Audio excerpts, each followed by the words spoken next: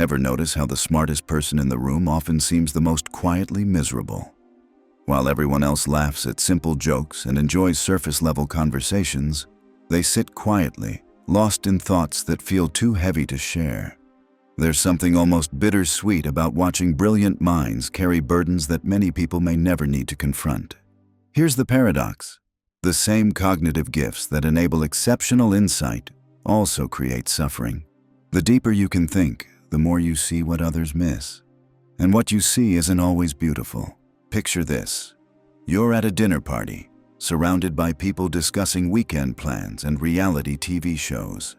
Your mind immediately starts analyzing the psychological patterns behind their choices, the social dynamics at play, the deeper implications of their casual statements. While they're enjoying the moment, you're pulled into layers of analysis you can't turn off. You want to connect, but your brain won't let you stay on the surface. This is where most people misunderstand high intelligence.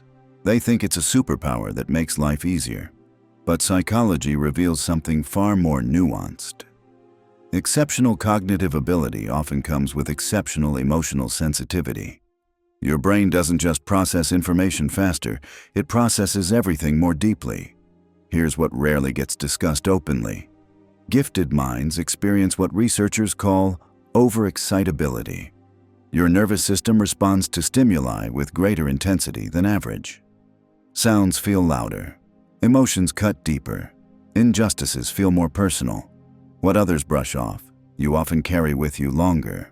But the real struggle isn't sensitivity. It's isolation.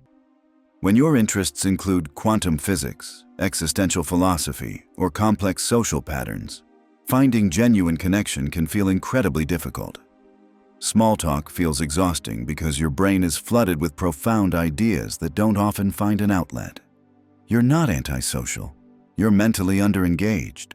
Research suggests that highly intelligent people often prefer solitude not because they dislike people, but because meaningful conversation is so rare. They'd rather be alone with their thoughts than surrounded by minds that engage at a different depth. This creates a challenging cycle. The more complex your thinking becomes, the fewer people truly understand you. And when fewer people understand you, loneliness can quietly grow.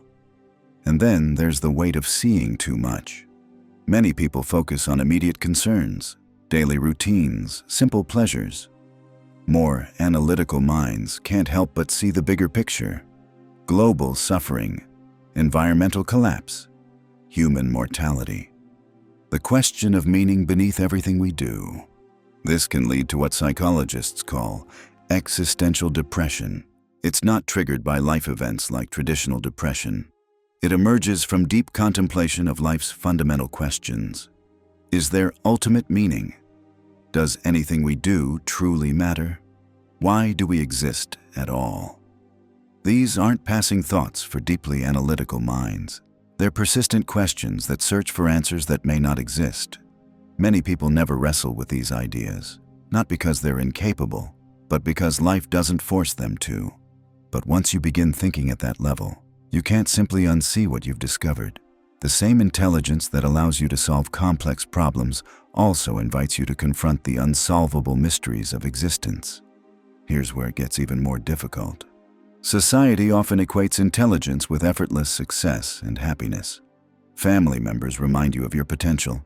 Teachers and employers expect consistency, excellence, results. Everyone assumes intelligence makes everything easier. But in reality, it often intensifies internal expectations. You set incredibly high standards because you know you're capable of more. Every achievement feels incomplete because you see how much further it could go.